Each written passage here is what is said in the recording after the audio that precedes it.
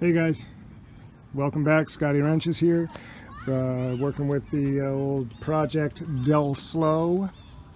If you recall, we had to drop the trans because we fragged a differential, which I should have already done a video on, but I don't think I've posted it. So anyway, it'll be up. Go looking for that one.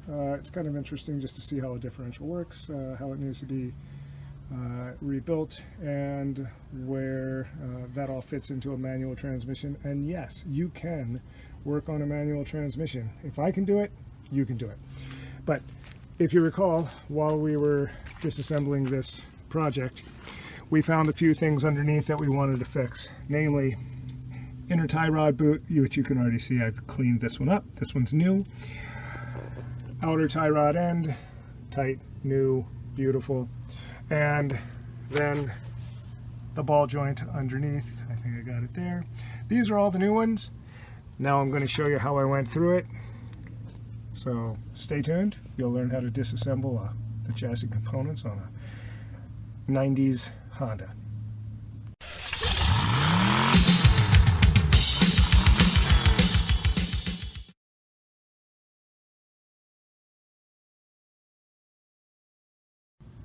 All right, everybody, as usual, we start with safety first.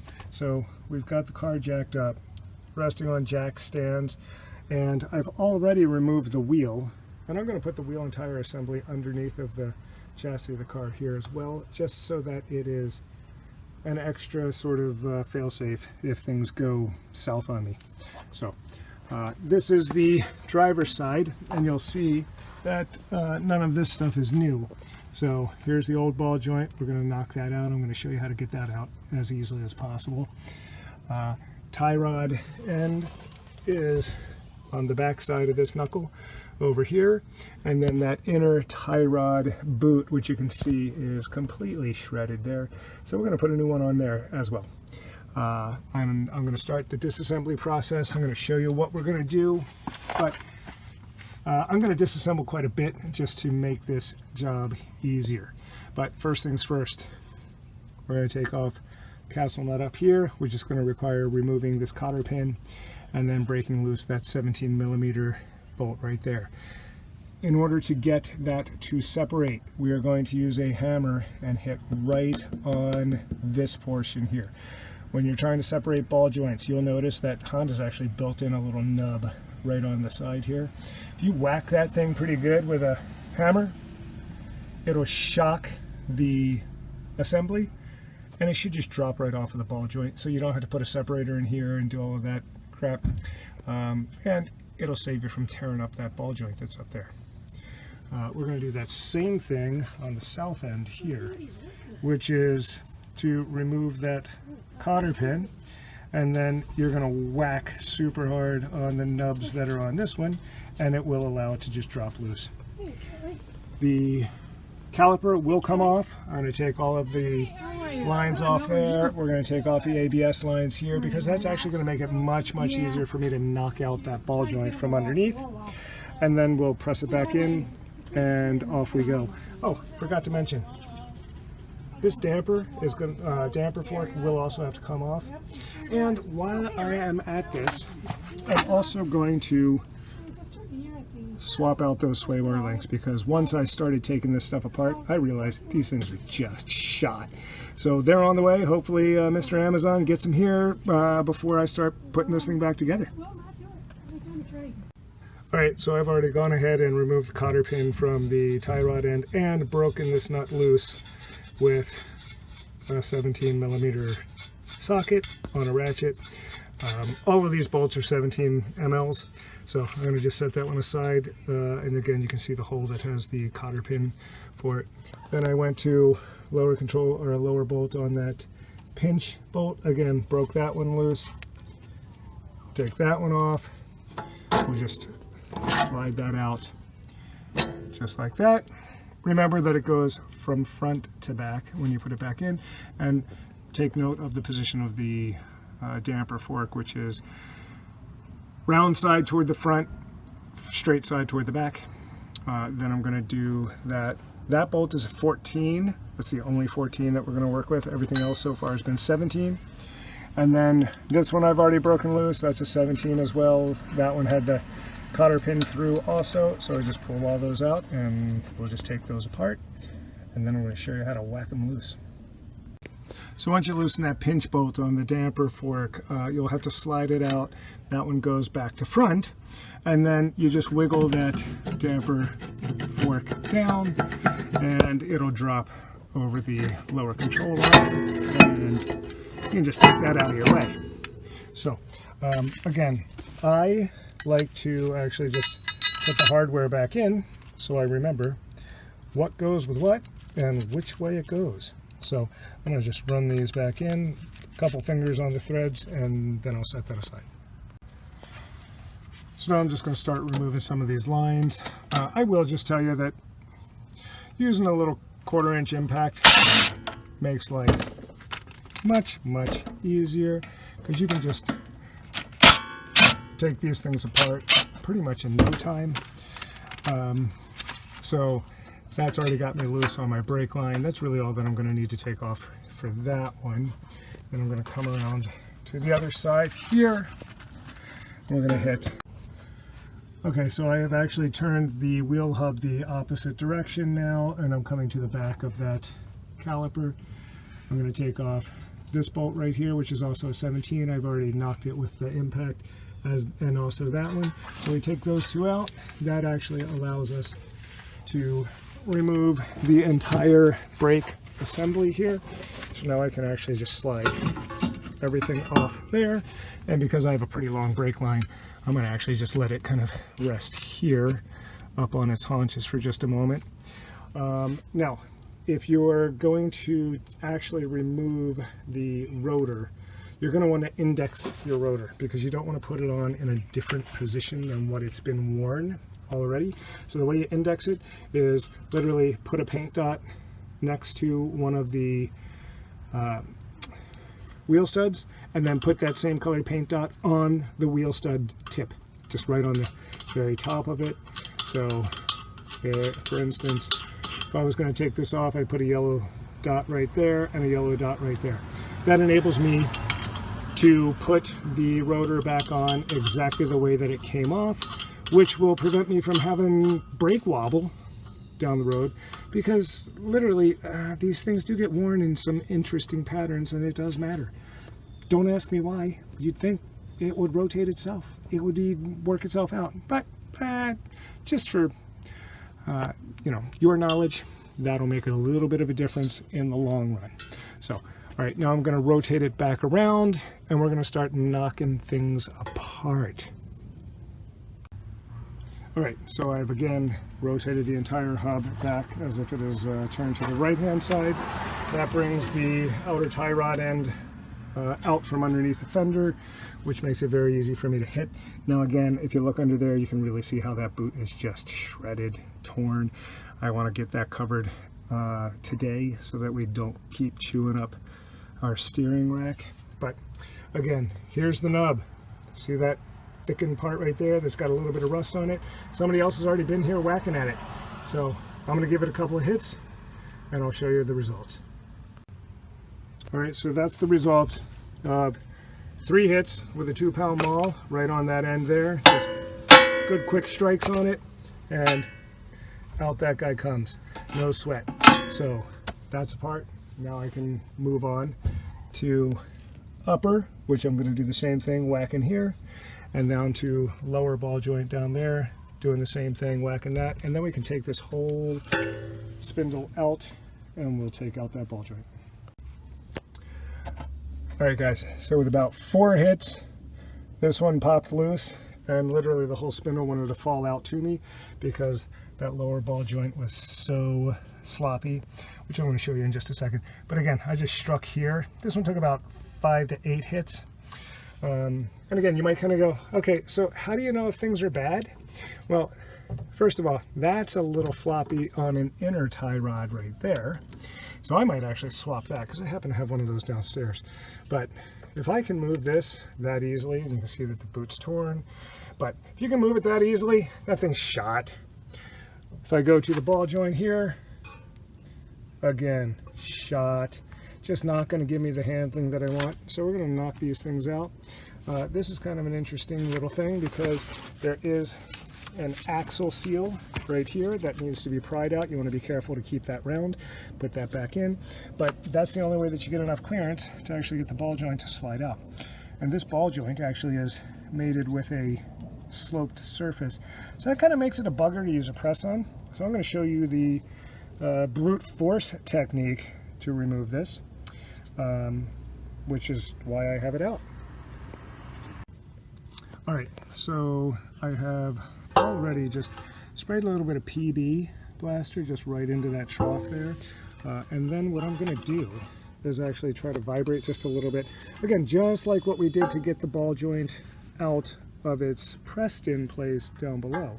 We want to knock what this thing goes through, so we're going to knock on it like that, but I'm going to give it a couple hard strikes off camera to get some of that PB to want to work its way down into the space between the ball joint and the spindle. That'll just make it a little easier for me to knock it loose. But before I knock it loose, I have to take this off.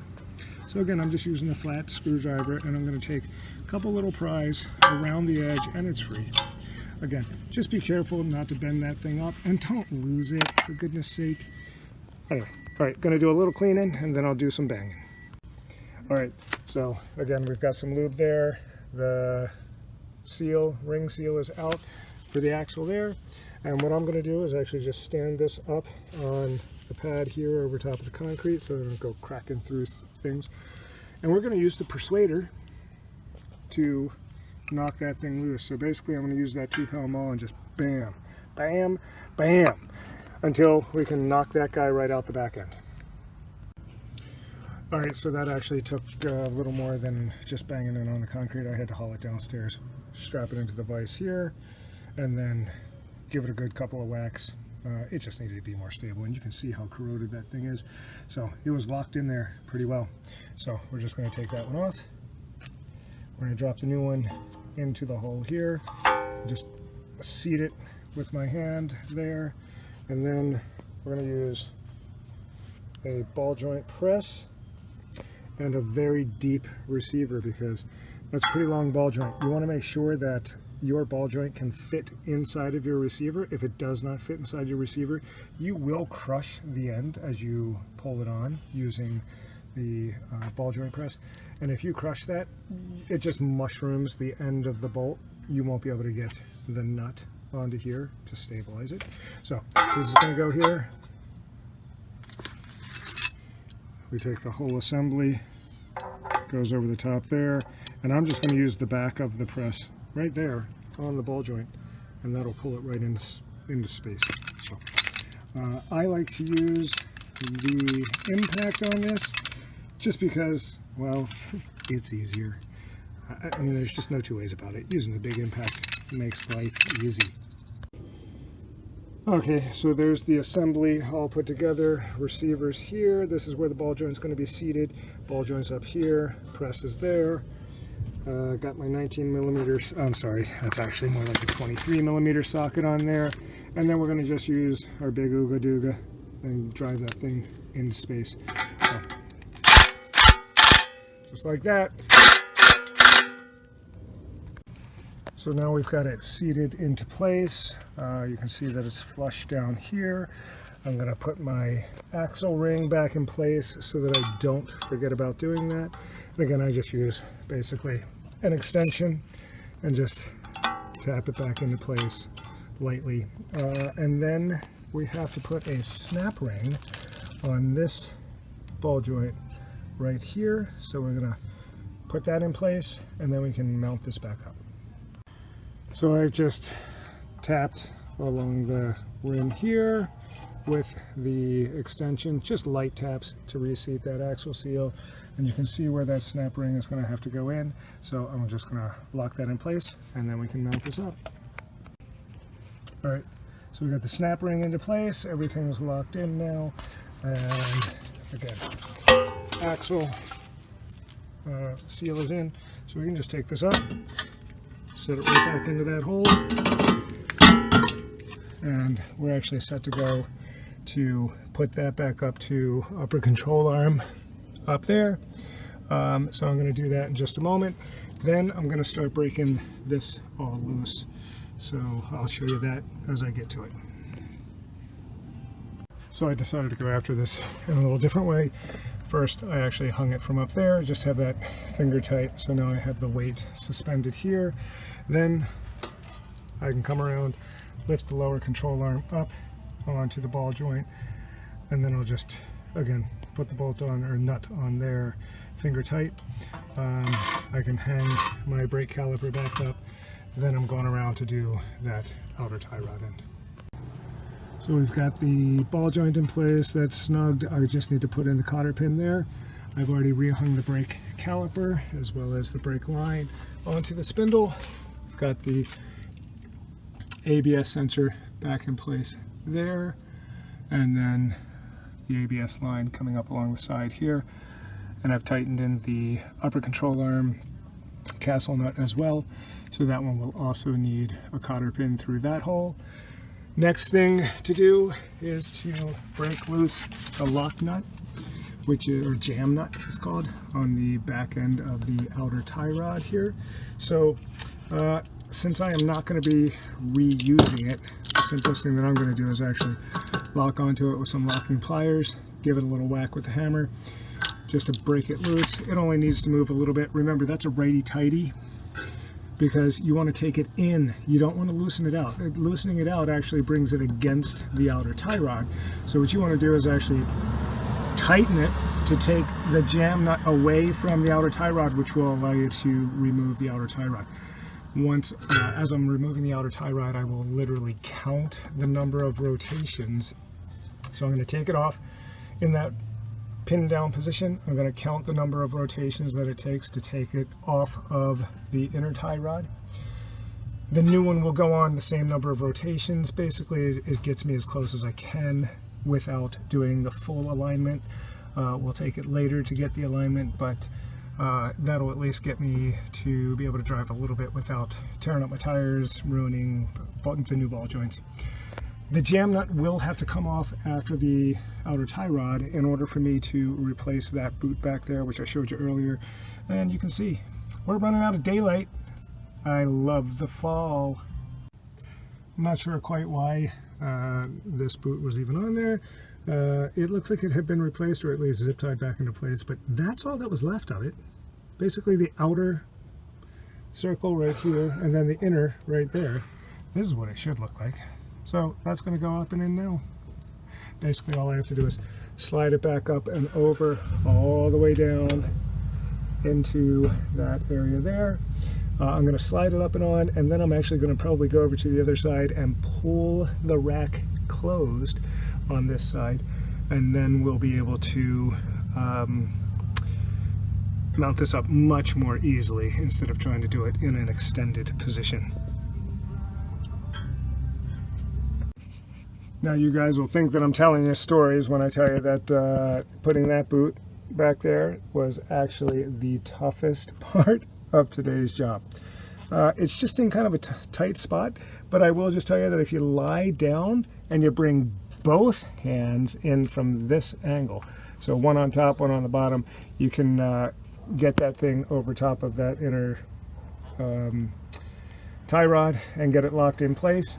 Now I just have to come back out, put my outer tie rod on, lock it back into the spindle, and I should be good for the night.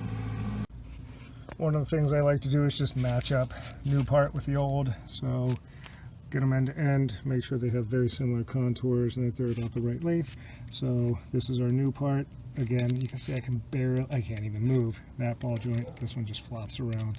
So we're going to get much crisper steering with our new tie rod end on here. Again, going to spin that up into place right up here. So I'm going to just start turning that on there. Now that I'm blocking the light, there we go.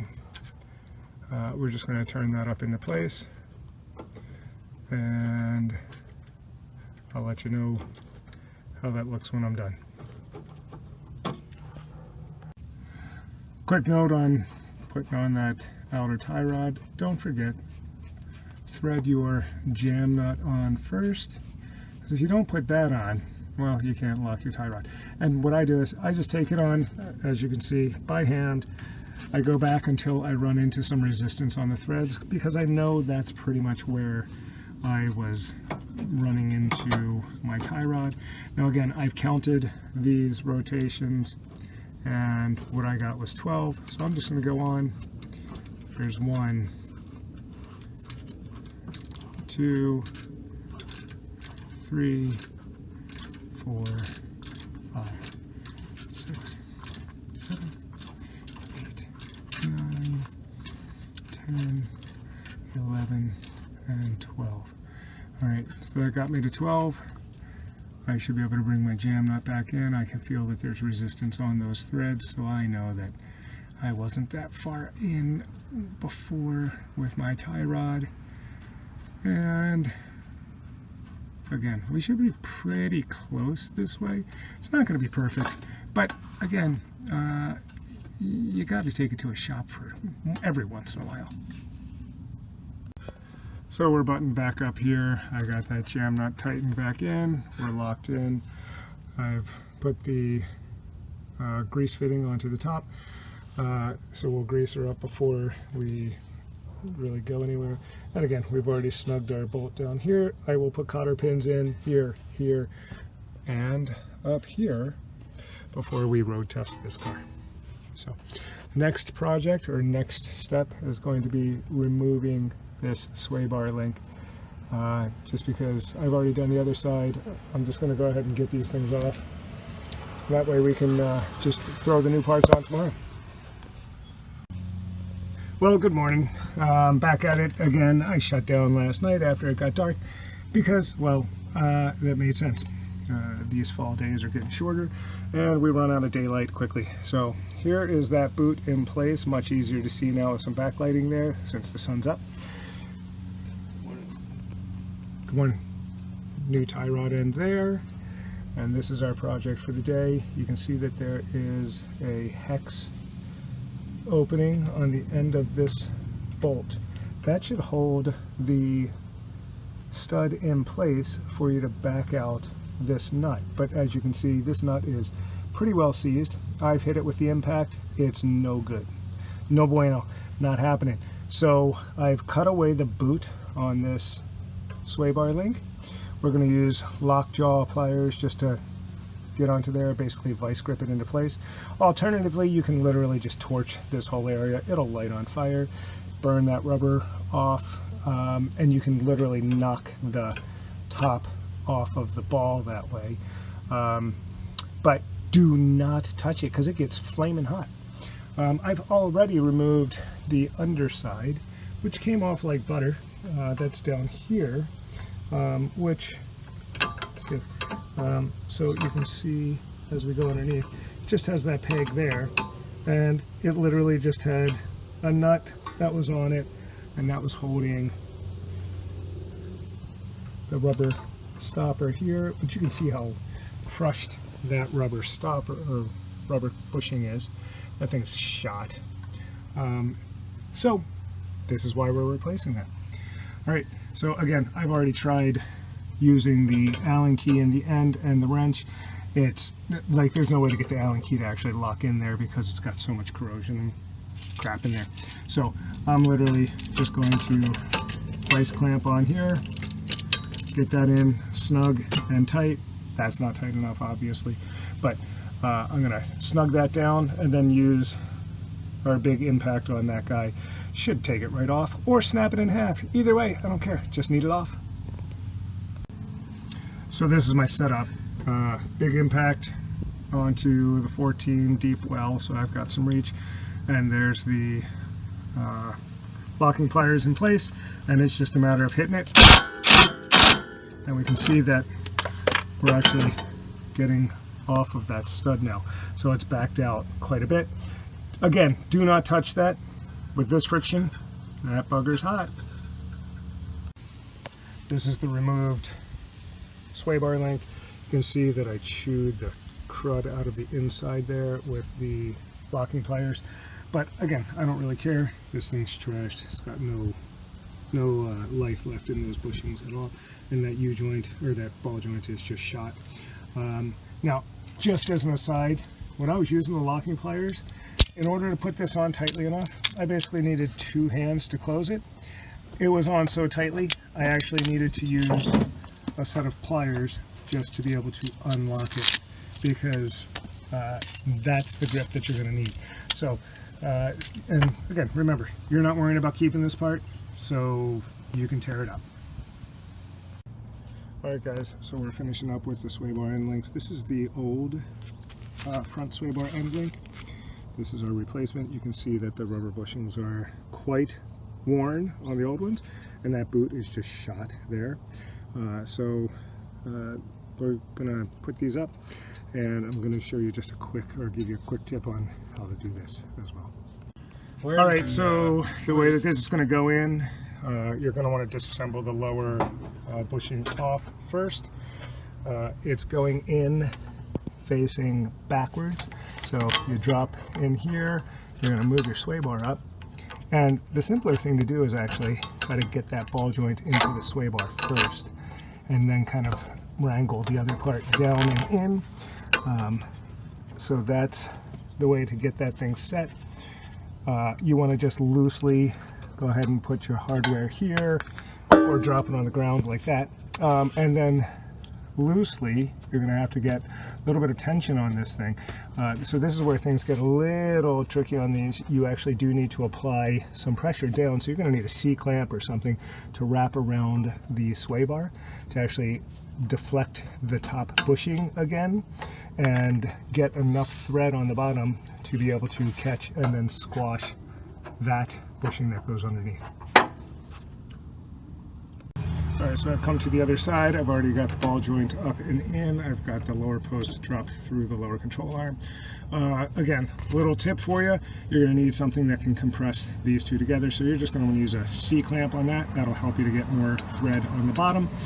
The other thing is, do both of these at the same time. Get the whole front end of the car up and take tension off of the sway bar. If you have one tire down, honestly, there's just no way to do this job because the weight of the car is going to be deflecting the spring, which is your anti-sway bar, and you just can't get it in place. So you need to have both ends up at the same time. I'm just going to get things lined up with the C-clamp now. Okay, so I've got the lower bushing in place and closed up there. You can see that I've given it a pretty good squash. You kind of just determine how much you want to squish those guys. They don't really give you a whole lot of torque spec on that. The top bolt, or the top nut, on the other hand, you can't just run on pretty easily. You're going to have to actually use the Allen key in the center there to hold the shaft still as you put on the self-locking nut. So I'm going to go get the ratcheting wrench, and we'll get that knocked out pretty quickly, and then onwards. So in order to tighten this sway bar link, you're going to want to use a ratcheting that's a 17 mil for this particular hardware, and I just have the Allen key locked in with my ratchet. I'm going to let that butt up against the lower control arm so I don't have to hold that in place, and then just start tightening through. Okay, and that buttons up the front suspension work and chassis work. Again, if you enjoy what I'm going through, please like or subscribe, comment below.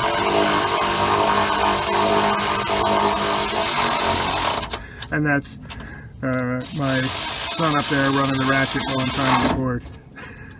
This is Scotty Wrenches signing off.